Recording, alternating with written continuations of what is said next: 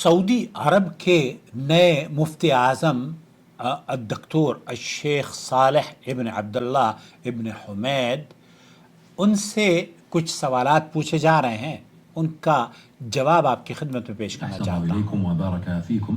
الاخ الامین محمد عثمان من نائجیریا سے پوچھا جا رہا ہے مفتی اعظم سماحت شیخ عبدالعزیز آل شیخ کے بعد جو نئے مفتی بنے ہیں الشیخ صالح ابن عبداللہ ابن حمید، يقول هل يجوز اداء عمرتين في سفرة واحدة وما الضابط في ذلك؟ میں یہ جاننا چاہتا ہوں کہ کیا ایک سفر میں ہم 2 عمرے کر سکتے ہیں؟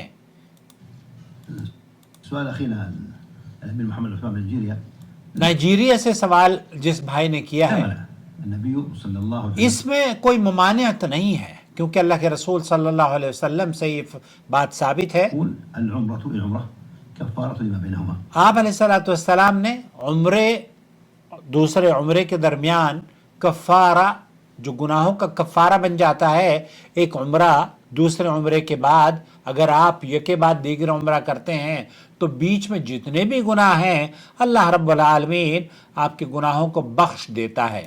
الحج المبرور يسارعون الى الجنة۔ اور حج مبرور کے بارے میں تو اس کی بشارت ہے کہ اس کی تو جزا جنت ہے۔ ولم يحدد آپ علیہ الصلوۃ والسلام نے 2 عمروں کا تذکرہ کیا ہے اور یہ نہیں تحدید یا یہ بیان نہیں دیا یہ حکم نہیں فرمایا کہ کتنے دن کے بعد دوسرا عمرہ کیا جا سکتا ہے۔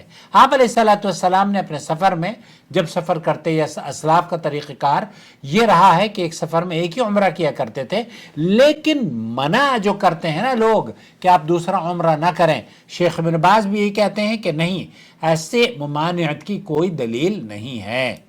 ولم يذكر اياما محدودة او معدودة فدل على ان اصله هو الاطلاق۔ ایسی صورت میں ایام کا تعین کرنا کہ دوسرا عمرہ 6 مہینے کے بعد ہوگا یا 3 مہینے کے بعد ہوگا، یہ قید اور پابندی اللہ کے رسول صلی اللہ علیہ وسلم سے ثابت نہیں ہے۔ وعائشة رضي الله عنها كما هو معلوم أدت عمرة في أقل من 20 يوما، عمرتين، أدت عمرتين، عمرة اللي كان فيها قادم على الحج والعمرة التي حينما انتهت بالحيض وبعد الحج وأمرها أن تعتمر من التنعيم مع أخيها عبد الرحمن كما هو معلوم۔ ولهذا تنعیم کے عمرے کے بارے میں بھی سماحت الشیخ صالح بن عبداللہ ابن حمید مفتی مملکت سعودی عرب فرما رہے ہیں کہ اللہ کے رسول صلی اللہ علیہ وسلم نے حضرت عائشہ کو یہ جب ان کا عمرہ نہیں ہوا تھا تو عبد الرحمن ابن ابی بکر کو یہ کہا کہ آپ جا کر ان کا عمرہ کروائیں، اور تنعیم سے انہوں نے احرام باندھا تھا كما يقول مسجد عائشہ سے۔ تو اس سے بہت سارے علم، ہمارے ہاں اہل علم کا موقف یہ ہے کہ تنعیم سے ممانعت نہیں ہے۔ حضرت عائشہ نے جس طریقے سے احرام باندھا تھا تو شیخ صالح الفوزان نے بھی یہ فرمایا کہ یہ صرف عورتوں کے لیے ہو، ایسا کوئی نہ کسی حدیث میں ہے اور نہ ہی کسی سلف اسلاف نے اس پر کچھ بیان دیا ہے۔ الشيخ رحمه الله لا حرج إذا تابع عمرة نفسه وتابع عمرة غيره وعمر وليس بينها مدة محدودة۔ مدہ محدودہ نہیں ہے، اس کے درمیان ایک عمرے سے عمرہ کرنے کے بعد دوسرا عمرہ کب کرنا چاہیے اس کی کوئی مدت کا تعین اللہ کے رسول صلی اللہ علیہ وسلم نے نہیں کیا ہے۔ فيما ذكره رحمه الله يقول وقد فعلت هذا عائشة بأمر النبي صلى الله عليه وسلم فإنها اعتبرت مع النبي صلى الله عليه وسلم ثم استأذنت في ليلة الحصبة۔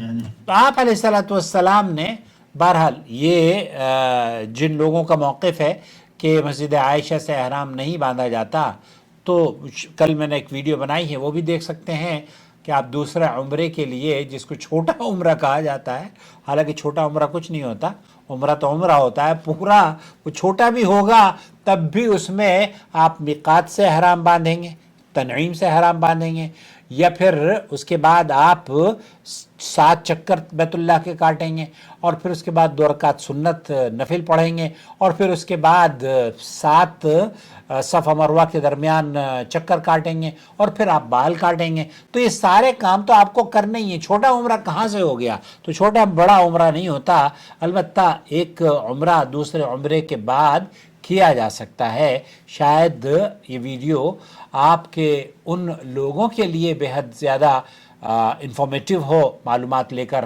ان کے پاس پہنچ جائے گی جو کہ عمرے کی سعادت کے لیے بلد الحرمین شریفین میں تشریف لانے والے ہیں۔ اللہ آپ کے سفر میں آسانیاں فرمائے، بار بار بیت اللہ کی زیارت نصیب فرمائے، آمین یا رب العالمین۔